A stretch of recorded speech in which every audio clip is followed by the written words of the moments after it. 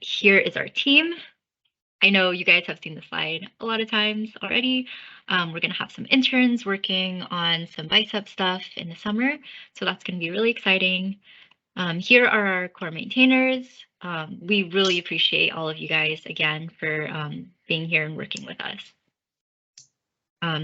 So what is the community call for? Again, it is for you, not for us.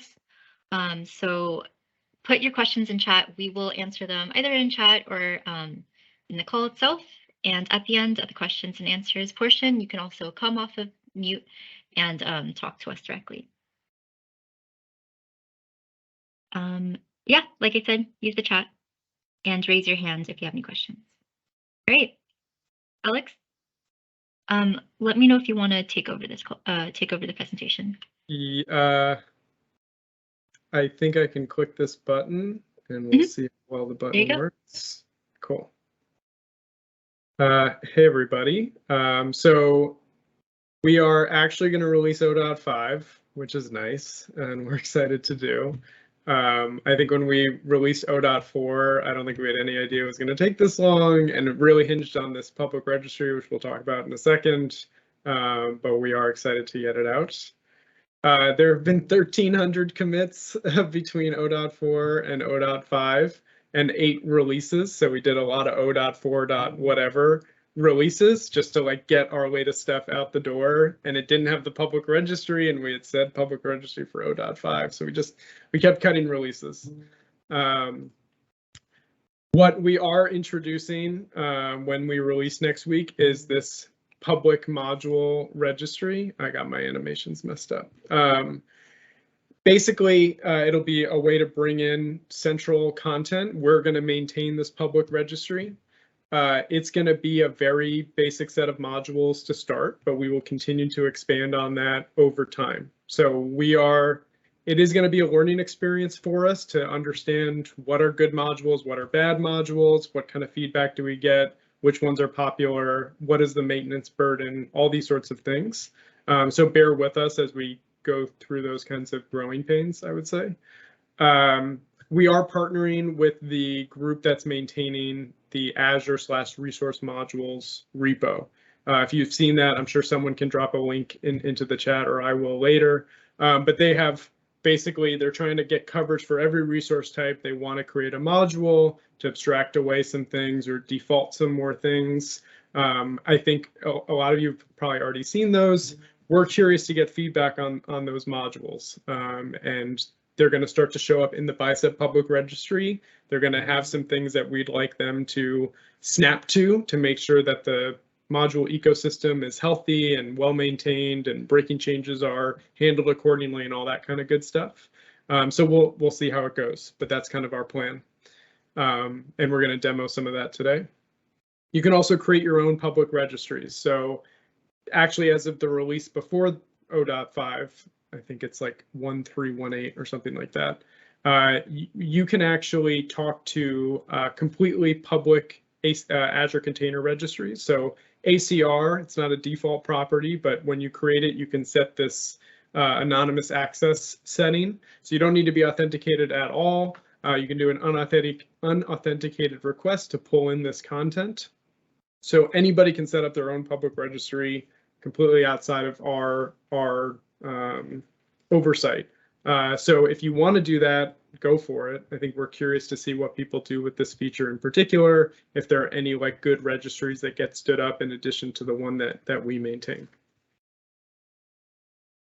You'll be able to deploy a Bicep file from VS Code. I think this is going to be opt-in to start for the next release as we continue some testing from it. But if you're interested in kind of doing from the command palette or right-click deploy on a file, you'll be able to kind of walk through a wizard to do that. Bobby is going to demo that. That's pretty cool. And then we have a VS Code walkthrough. So if you are getting started, obviously we put a lot of energy into docs and things like that, but it's nice to have like an in-product for VS Code experience where it'll guide you through some like common steps that you want to perform and share where good documentation is and all those sorts of things, and even get so far as deploying using that aforementioned deploy functionality. So there's a lot of good stuff in here. it's a relatively minor release, to be honest. It hasn't been that long since our previous release, but now that the registry is done, we're going to do 0.5. I'm going to talk about future releases now that 0.5 is out. We're kind of changing the structure of how we do releases. I talked about this a little bit in the last community call. For 0.6, we're going to do some registry fit and finish. And we've had this long-standing issue where if you're doing Bicep commands through AZCLI really fast, you'll get throttled by GitHub because we're always checking to see if you should get a new version. We're going to have a CDN so you don't get throttled anymore. So that'll fix a class of bugs. My animations got screwed up again. We are still driving towards 1.0. This hasn't really changed. Breaking change policy and a better way to ship new types out of band of actually updating Bicep. So as new resource types show up, you should just get those type updates without having to do any upgrades. So we are working towards that. What we're going to do is set up these monthly cadence releases. So there's going to be clear code complete dates, clear release dates, very similar to AZCLI and Azure PowerShell, if you're familiar with tracking those projects. So every month it's going to be a much more kind of traditional, so to speak, agile development cycle with defined sprints. We're going to ship every month. Whatever's done at that point will ship, and that'll just be a much more reliable way of tracking progress. So I don't know how many O dots there are going to be before 1.0. There could be O dot 475, unlikely, but possible. So these are some of the big things that we want to get done before 1.0, but it's not comprehensive and it's not in great detail. So every month, this will shift to 0.7 and 0.8 and then TBD. And that's kind of the rhythm that we're going to get used to as we get to 1.0 and then beyond. This will hopefully just be kind of how we do things going forward. We will save question time, I think, on some of those things till the end. So if you have questions, please do add them. But Shenglong, do you want to walk through the module registry? Yep. Do you want me to stop presenting? Yep. And okay. Can I share my screen now? Yep. Awesome. So can you guys see my screen? Ask a question. We can see your screen. Cool. So hi everyone, I'm Shenlong from the Bicep team, and today I'm gonna give you an update on the Bicep public module registry. So it's a feature that we've been working on for months, and it's finally done. So basically, so what is a public module registry? So the module registry, public module registry itself, is basically a private Azure container registry, but we were able to hook it up with the Microsoft Container Registry, or MCR, if you will, so that as a Bicep author, you can just pull directly from MCR without the need for any kind of authentication. So the source code for all the available modules in the registry are hosted on a GitHub repo called Bicep Registry Modules. This is a dedicated repo that we created for this purpose. So if you go to github.com/Azure/Bicep Registry Modules, you should be able to access this. You should be able to access the module. But one thing to mention that this repo is currently internal, which means if you don't work in Microsoft, you will get a 404. But our plan is to make this repo public sometime next week before the 0.5 release is out. But if you are within Microsoft, you can access the repo now. So all the source files for the registry modules are checked in under the modules folder. But an easier way to view what modules are available are just to scroll down and take a look at the module table that we added to the main README file. So the module table basically shows what modules are available, including the path to the module, the latest version of the module, which is shown as a badge, and the latest version will get refreshed automatically once a new version is published. And you can also click on the badge to view all available versions for a certain module. If you click on a badge, it will redirect you to the MCR tags list endpoint, and all the available modules will be included in the tags property, especially an array. So as you can see, for the Hello World sample module, there's 2 versions published, 1.0.1 and 1.0.2. So we also added some shortcuts for each module, including a link to the main Bicep file of the module, as well as a README file. So the README file is probably more important because the README file is basically served as the documentation for a module, and it will contain the description of the module, the parameters and output information, and of course some examples showing how to consume that module. So yeah, like I said, the module will go public next week, and because it's public, it means everything is open source. So you are welcome to contribute to the repo. However, to get things started, at this point we will only be able to accept PRs from Microsoft Teams. But if you are an external customer and if you also want to contribute, you are free to open an issue to make a proposal. Like if you find that there's any module missing, and if you want to add a new module, just feel free to click new issue, and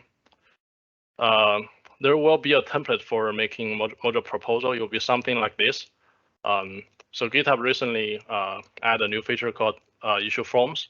So it's going to be an issue form. However, because it only works with public repo, so for this demo, I have to create another repo to show the issue form. And you just need to fill in the form, give it a title, and enter all the questions. So yeah, actually our partner team already submitted 2 module proposals, and they even created 2 PRs, and hopefully those can get merged this week. So by the end of next week, we should have some real world production ready modules for you to consume. So yeah, and also if you work in Microsoft and if you would like to contribute to the public registry, just feel free to check out our contribution guide. So this has all the detailed steps for how to make a module compatible with the public registry. And we even published a tool called Bicep Registry Module Tool that will help you author and validate the module files. So yeah, that basically covers the registry module. And next, let me just show you a quick demo on how to consume the public registry modules. So yeah, let me zoom in this a little bit so you can see it clearly. So basically consuming a module from the public registry is no different than referencing any modules from a private Azure Container Registry. So the only difference is that you will need to use a different server host name. And for the public registry modules, you will have to use mcr.microsoft.com/bicep/, and that's basically the prefix for all the public registry modules. So let's try to reference one of the sample modules we have. Let's say I want to reference the array loop module, and the available version is 1.0.1, and within a sec, the module got restored. And I can just go to definitions as usual. So however, because this prefix is a bit long and it might be a bit tedious, every time I want to reference some module, I probably don't want to type the whole server name. To address that, we created a built-in alias called public. So you should be able to reference a public registry module by just typing the alias. So you will need to do br/public : and in this case, I can just reference another sample module called Hello World, and 1.0.2. Okay, and now the module already got restored, but it's complaining because I need to provide a parameter for it. Yeah. So as you can see, type checking works as usual, and that's the demo. Yep. Any questions, comments, concerns? Someone wants to know what VS Code theme you're using. What VS Code theme? Oh, good question. It's a thing called, let me check. Yep. It's called Azure. The theme it's a port from Sublime. So yeah. John asked a question. Will the network traffic be trusted treated as a trusted Microsoft service, or will there need to be network considerations for organizations to consider? And I don't necessarily know all the answers to that question. Yeah, let me check. Yeah. The network, I think it'll just use whatever compute the code that the client is running on for the network. So we haven't done anything special to consider it like a trusted Microsoft service. It's just basically talking over whatever network's available to the MCR. Yeah, if you can talk to MCR, this will work. So our bet on MCR and OCI in general is that these problems are most likely already solved by the container ecosystem. So hopefully we inherit all that stuff. And if you do need to have some network restrictions, you probably should use the private ACR and then just use the standard like Azure network primitives to basically restrict connectivity that way. Yeah, Stefan just replied. Yeah, MCR, exactly. MCR is a public endpoint over the internet. If you need to do something private, you should do basically set up a private ACR. And there are ways to like mirror MCR content to your registry, I think, right? Yeah. This is a maximum in terms of size.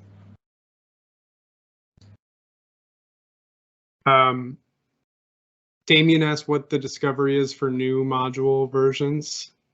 I think that there's probably, there is potential with the winter to say, hey, this is an out-of-date module and things like that.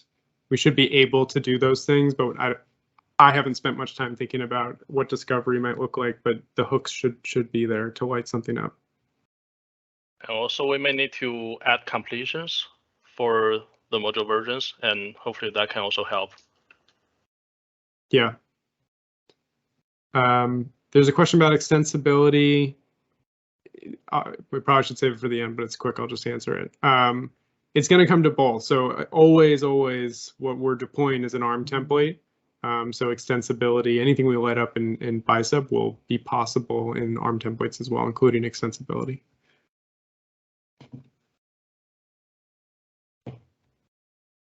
Any other questions about the registry before we move on?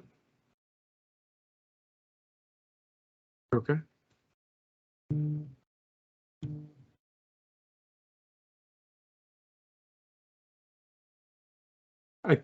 Stephanie, is Bhavya up next? I'm not sure what the order is.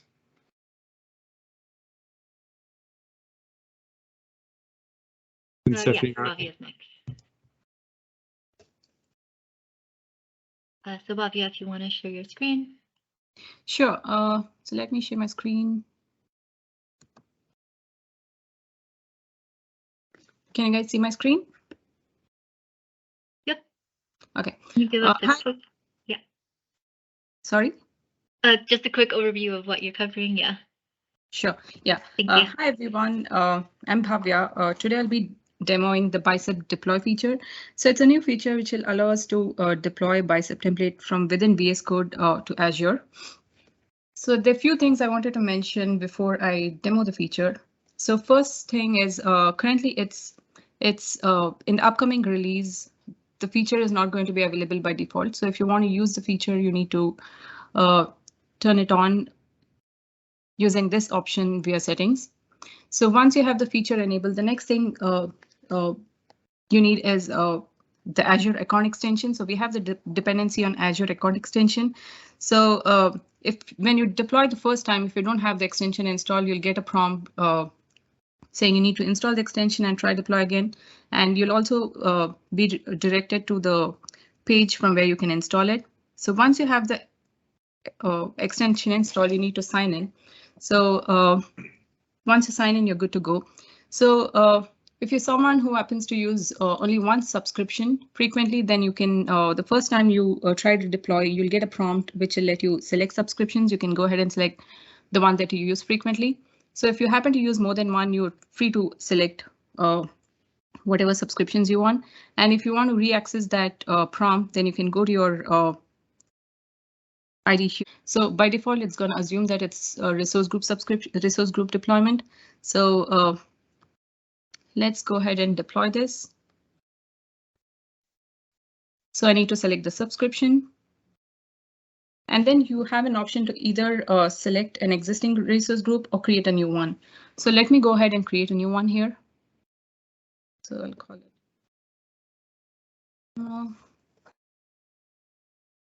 I need to select the location. And then the resource group is created. And then you have an option to provide a parameter file if your template requires one, or you can select none. So the template I have here requires a parameter file, so I'm going to go ahead and select one. So in version 1, we only support reading the parameters of a JSON file. We have several improvements planned in that area. So let me go ahead and select my parameter file. That's done. So it's going to take a few seconds. So let's go ahead and see if my resource group got created. OK, so that's here. And let's go ahead and look at deployment. So you can see that it's deploying. It'll probably take a few seconds. Let's go back to the VS Code window.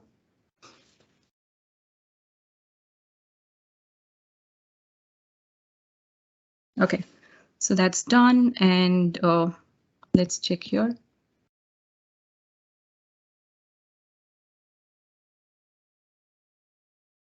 So, yeah, so you can see that the status got updated. So yeah, that's about the deploy feature. And do you guys have any questions? So can everyone see my screen so far? Yes. Awesome. So the question is how do you use resource group with Bicep? So me personally, when I'm using the resource group dot, understandably, not everyone will use this depending on your actual workload, but let's go into a random Bicep file.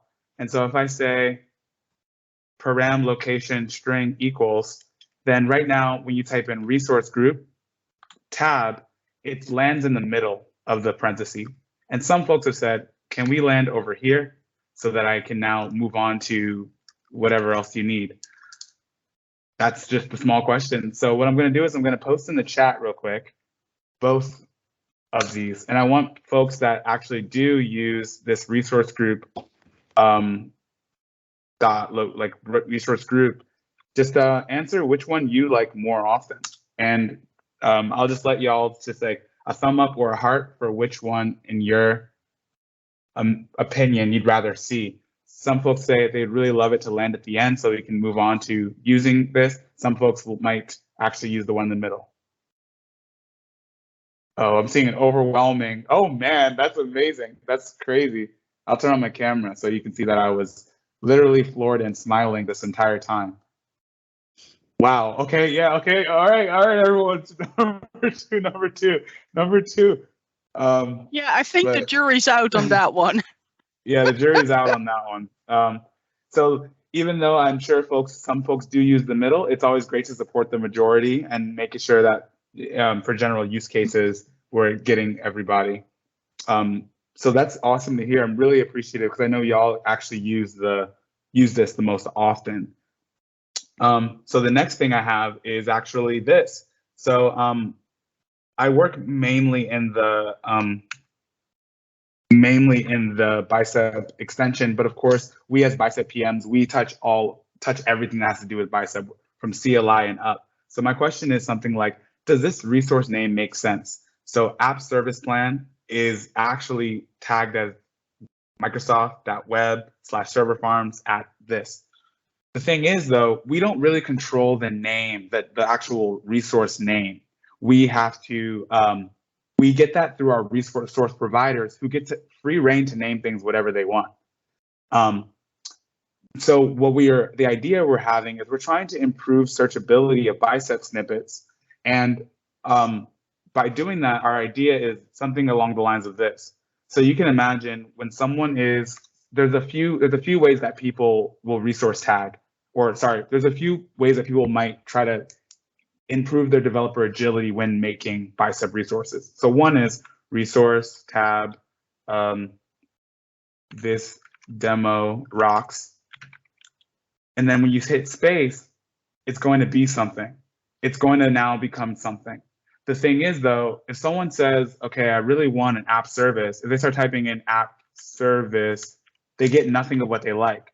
So what I posted, the link that I posted there is I would love for y'all to sort of put in your feedback on, okay, I would really love this tagged with something. And so an example is if I do cluster, there's this resource AKS cluster, and you see this is Kubernetes service cluster. But then what about when I actually type in, that's the case of a snippet. What about when I type in the word Kubernetes? I get nothing. And so you can imagine someone who's trying to become very well versed, especially early on at Bicep, they can't just type in keywords. They can't always rely on typing in container to actually get everything of that sort. And so I want to know, what are some popular resources or snippets that y'all use? And please feel free to jump to that link that you think could be tagged certain things. I'm thinking it could be tagged K8S. You know, it can be tagged with multiple things, actually. It could be tagged with Kubernetes, K8S, and cluster on certain one of these snippets, and also certain ones of those resource tags. We have free reign, but we're starting to try to get a sort of temperature check on what are some of the ones that y'all really would love to see. Honestly, find better places to invest time. That's just snippet and aliases. The RPs should all have friendly names. Yeah, that's a tough one. I love what you're saying, both of y'all. It's tough with changing names and whatnot, but we have heard, especially from newer users, that difficulty of what on earth am I making? And of course, documentation helps, but we're seeing different ways we can sort of, we have the same nightmare. Okay. Yeah, we're definitely reading through your feedback. So yeah, thank you. So yeah, that's just a food for thought. Feel free to go to that link and say whatever you say, but of course, say whatever you think. And of course, any feedback of, I would much rather see this in Bicep versus anything to do with tagging. All those things are very valid. So we really appreciate it. So the next thing I have is, or does anyone have any thoughts right now or any questions? I know that Damien was pretty, and a few others are pretty. Yeah, now I'm kind of worried if I should be vocal or if I should just stick to typing in the chat. But I'm just gonna blame it to my Dutch heritage to be blunt and just speak up. Please do. Okay, so I do agree with the fact that you already specified that RES minus is very snippet focused. So I would definitely not try to mix it up. But I don't know how much control you have over the search capabilities within the Microsoft typing, the resource types. Because for me personally, it worked just fine to just type resource and then give it the symbolic name, and then just like I put in the example, type in storage account, and then it would just give me the right Microsoft type and notation. Like this. So well, even just start with resource. So just specify the domain of the Bicep code that I'm doing. Resource source symbolic name, and then just type in storage. So if you now do space storage account, then it already gives me the right section. So I do understand that it doesn't comply for all, but it would be easier if we have more searchability within this type box, then come up with more aliases, in my personal opinion. But that's because I'm very comfortable with the Microsoft dot notation for all the resource types that are out there, coming from a very PowerShell focused background. Okay. So to translate, what you're saying is, if anything, this area, when you say resource symbolic name here, most of them, you're saying most of them carry over and are pretty self-explanatory. And so correct. There are some places where it does break down, but not so much that you deem it to be a very large issue in your general workflow. Am I getting it right? Yeah, if you type in host pools, it will also give you the right notation already, or select a subset. So for me, this is a workable solution. And it also means that I'm still very conscious of the notation that Microsoft is using for all the different resources within Azure. Okay. That's really interesting to hear and great to know. Yeah, Alex, you came on camera. Did you have any thoughts? I put one thought in the chat. I put a link to basically the command names that are used for AZCOI. So in AZCOI, you don't type server farms, you type app service. And so what do people feel about that alias mapping? And presumably those are the same names they use in the portal and they use in PowerShell. So is it better for us to be the odd ones out, but literally what you might see in a random location if that alias is not represented there? Or is it better to be like everybody else and use the same aliases and everyone kind of has just gotten used to it and accepted it? Those are kind of the two ways to take it. Yeah, I think it would be ideal if this alias just translates to the Microsoft notation. Yeah, for sure. So like, you mean the case I can type in app service and it would just translate to this actual notation that actually creates a app service? Esther? Yes, correct. Yeah, that's what I meant with the Microsoft notation. Yeah. Okay. Perfect. Yeah, that's awesome. I'm glad that you explained how you would like to see, and thanks a lot for everyone's feedback. I'm definitely like looking and making sure I see it. Awesome. Thank you so much for that. So yeah, the last thing I have is the doc talk, or second to last. I'm sorry. How are we on time, Stephanie? Is it over in 2 minutes? Hope not. Good. All good. Okay. So the next one is not much, but a call to action. I would love any of y'all. We've had about 4 or 5 interviews so far with a few of y'all in the community. And I think of the role that a lot of y'all play with us as y'all. A lot of y'all are, and I'm sorry, I say y'all a lot. I'm from the South, South of America, South America in the southern region. But anyway, a lot of you all have so much experience and knowledge here. So it's always really great when we get to talk with any of you. So in this case, we have some of our technical writers and we have a doc talk set up. So if you click that link, you can easily set up any time that works for you in the next few weeks to have a chat with us, where we get to just ask you what's been your experience growing up with Bicep, using any of the docs, reference articles. And we would just love to see if any of y'all want to sign up, and we can just go from there. We've already learned so much, and improving the docs not only helps y'all, but it really helps the new users. Many of you all have such a breadth of experience, and I'm sure you'll eventually be helping younger developers and then more junior developers grow up in Bicep. So we would really love if y'all help be the next suite of improvements we can make in documentation. So feel free to click that link and go to it. And we appreciate y'all. So lastly, I'll close with a rough demo. Something I'm super excited about, and you can see I have my notes open, but this is in VS Code. So I'll show you in VS Code, our current behavior is if a user is not in a Bicep file, let me delete this and delete that. So if a user doesn't have an active Bicep file open, and they try to do anything with Bicep, if I hit Control-Shift-P, in the past, you would see absolutely no Bicep commands. We found that this would be a little bit difficult for discoverability, especially as a lot of people, they have Bicep installed, but they're like, where's Bicep? But we'd have to then explain to them, no, you need to make a Bicep file first.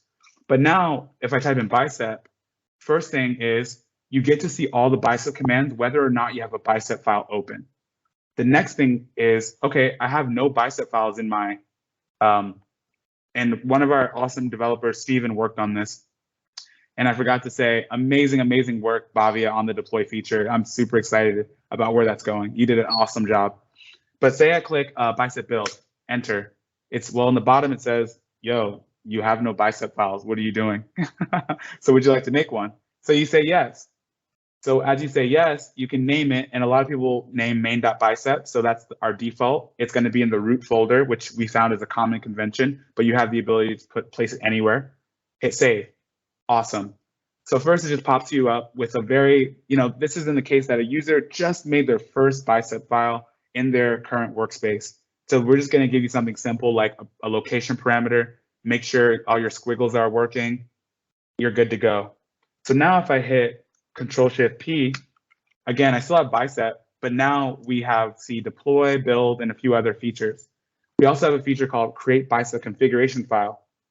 This makes it much easier to go ahead and create your Bicep config. Boom, bang, bow. Now you are set up immediately with not only a Bicep file, but also your config file. So if I go back to the main.bicep file, what do I do? What about if I want to build this file? Now what's awesome is if you build anywhere, and you only have one Bicep file in your workspace, it automatically says, well, you only have one Bicep file, so go ahead and build that Bicep file. So you can see that we went ahead and created a main JSON. Same thing with Control-Shift-P, visualizer. If we open up our visualizer, you only have one Bicep file. You're good to go. So next thing is, what about when we get to two Bicep files? How do we determine between the two? Now that Bicep is available, whether you're on a Bicep file or not, how do we fiddle with the fact that someone might have like a fun.bicep? And I really love this icon. So same, it has like param, location, equals, resource group, which is going to be on the right so that our users still care about us. So okay, equals resource group.location. Awesome. So now we have two Bicep files.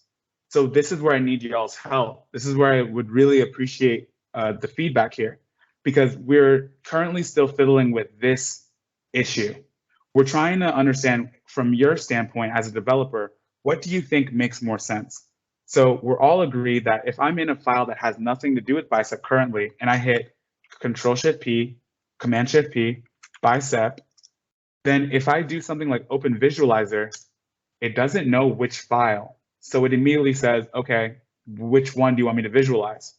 So now we get to say, oh, I want you to visualize main.bicep, which as we can tell is empty. But I can go ahead and say res, I can just type in cluster, save it, bang, just like that. But in the case that, what about if I'm already in an active file? Now, would you, we still are keeping the functionality of right click, where right click always acts on the file, okay? And deploy, say anything where you right click, it always acts on the file. But now, would you rather see Control-Shift-P, Bicep, if I say build, would you rather see that always happen on the active file, or use it as a way to navigate to any other Bicep files right then and there? So remember, if we're on parameters JSON, it's always going to ask you which file you're talking about. But if you're in an actual active Bicep file, would you rather it Control-Shift build the active file, open the visualizer of the active file, or sort of insert the resource snippet of the active file, or all at any time? What do y'all think? And I hope I laid out the issue right there well enough.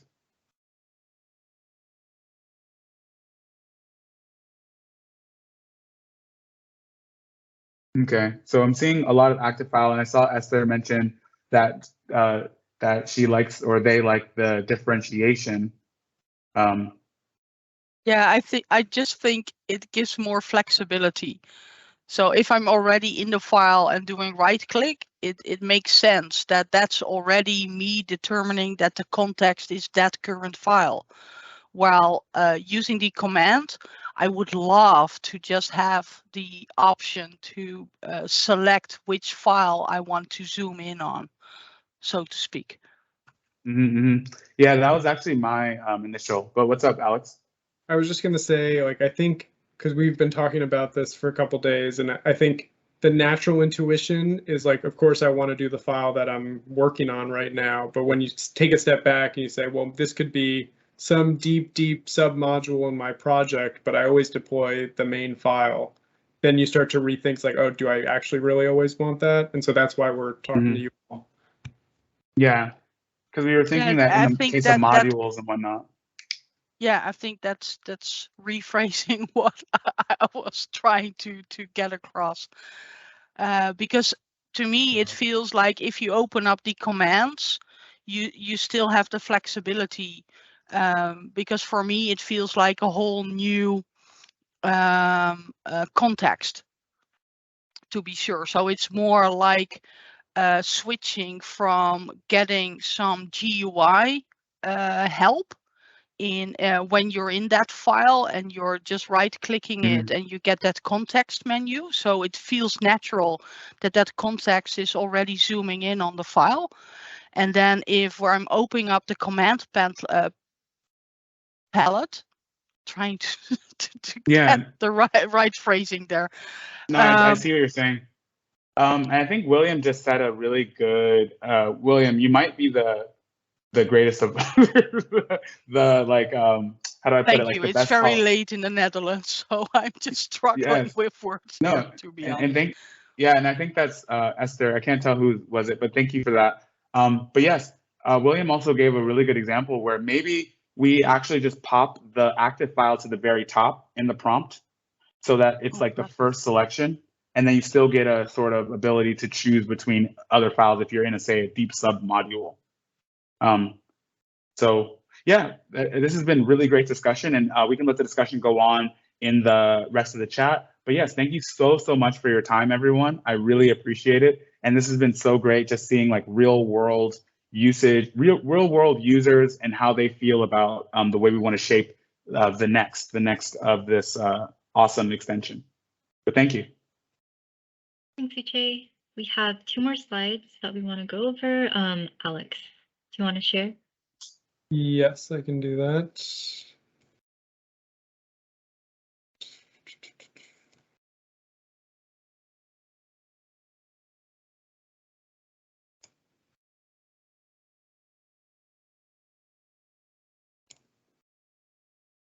Okay, it's a lot of window management to present. Okay, so we have an issue. It is issue 146. So we've been thinking about it, I think, since 0.1 about adding more flexibility to Bicep's current new line sensitivity restrictions.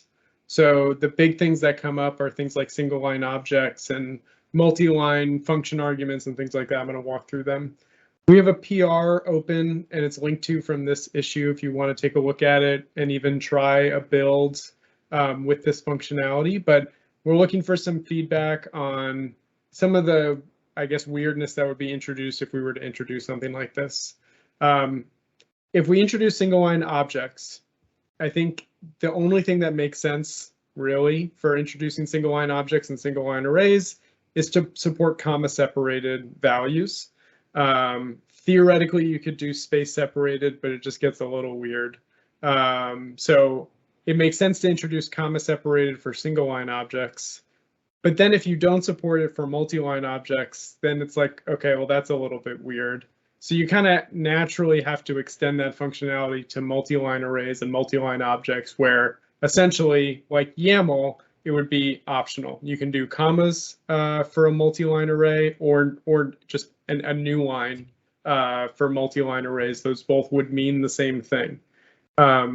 So that's one example of the weirdness that might be introduced by introducing reduced new line sensitivity. This is what a multi-line function might look like. So here's the concat function. It could be any function where the comma is there on single line and the comma would be there in multi-line.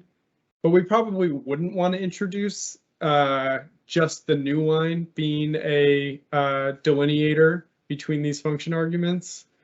But that, again, would be inconsistent with what's supported for multi-line arrays.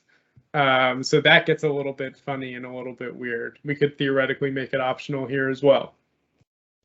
And then here's what multi-line might look like for and if. And this is actually the most straightforward. Just allow it, let you separate these conditions out and these for expressions, or both of them out over multiple lines. That one's pretty straightforward and would kind of work as you would expect. But what I'm looking for is some feedback on these two in particular, where if we did this, is this too weird to kind of digest? Should we just, even though things are not ideal right now, should we just keep it as is because it's consistent and there's only one way to do it, that sort of thing? That's what I'm really looking for feedback on this slide. Is new line, how do I phrase this? Is this worth doing or is it not worth doing? So if I'll just put in, is this worth doing? And you can thumbs up it, or is it not worth doing? And you can thumbs up that if you don't think it's worth doing. It's pretty easy. This was like pretty easy for Anthony to implement, who's on leave, by the way, because he had a second child, if you're curious. But he knocked this out, and I don't think it's a ton of work to get it done. But this is something that people have been complaining about since day one, so we at least want to get a pulse from you guys on that one. I will read the comments later, just in the interest of time. These were the Bicep updates. The only reason we moved this to the end is just because we don't have a lot to talk about on here. What if development, there's this lingering problem of wanting to do what if across many modules, and there's issues with parameters in the reference function, and it just gets a little difficult for us. It's a difficult problem to solve. What if generally is somewhat noisy. We are under-resourced to be able to deliver the what if experience that we would like to. There's a couple big things that we would like to do, and then we need the RPs to be compliant in a lot of different ways for what if to be what it needs to be. So that's kind of the current status. I don't have good news, but that is what is going on right now, if you're curious, and I'm happy to answer any other questions about that. The mega thread 784, issue 784, where people will report their validation issues. We have a plan to kind of add some process to that, so that we'll probably close the issue in the next month or so and have you start filing issues into a different spot where we can keep better track of them and organize them and send them to different RP teams. So hopefully that should get a little more efficient. We were happy to have it be like a dumping ground for a long time. And people used it, so we have a ton of examples and cases that we can go and use, but we want to track them better. And then the last one, being able to reference resources as outputs and as params, so that you can just share resources between modules really easily. Still in progress. I think in the next couple months we want to get that done. It is a high priority thing for us. It will certainly be done before 1.0. Don't know exactly when that is going to be delivered. And I think that's everything. And we're technically in Q&A, and we have 1 minute left. If anyone was keeping an eye on the chat, were there any particularly burning questions? Are there any? Does anybody want to come off mute? If you raise your hand, we can call on you if you have something in particular you wanted to ask. And we can go for a few extra minutes for sure. Oh yeah, I had one thing. Go for it. One thing would be, interested to know how many of y'all folks use the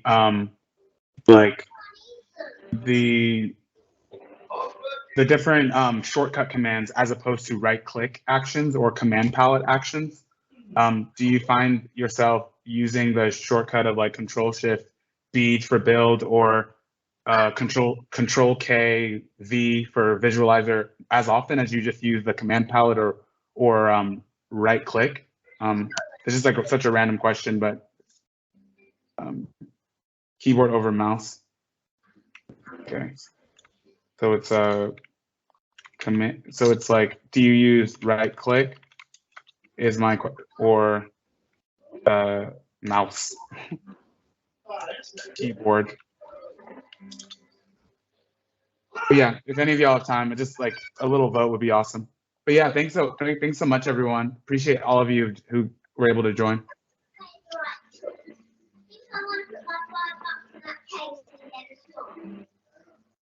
I'm gonna mute William. Any last burning questions from anybody before we wrap up?